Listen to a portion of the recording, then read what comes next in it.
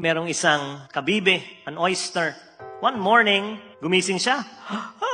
Paggising niya, bigla siyang nagulat kasi may sand na mga pumasok sa kanyang bibig.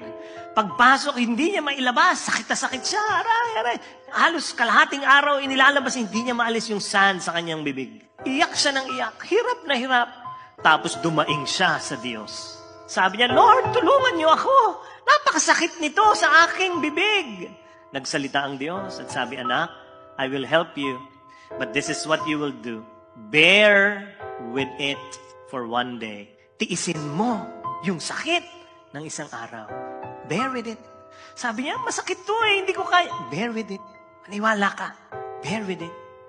And that is what he did. Tiniis niya. The next day, paggising niya, sakit pa rin. At sabi niya, Lord, napakasakit pa rin. Sabi mo, tiisin ko ng isang araw, pero ang sakit-sakit pa rin. Sabi ni Lord, do not just bear with it. I want you to live with it for 9 days. Sabi niya, isang araw nga lang, hirap na ako, 9 days pa. Trust me, live with it for 9 days. So tiniis niya. He bore it. He lived with it for 9 days. After 9 days, sabi niya, Lord, masakit pa rin.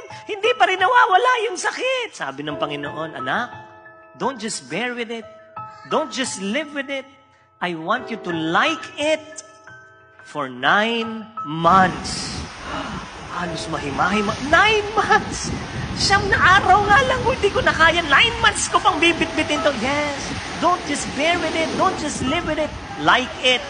Gustuhin mo for 9 months. At sabi niya, okay. So tiniis niya. 9 months. And then during those 9 months, he was liking it already.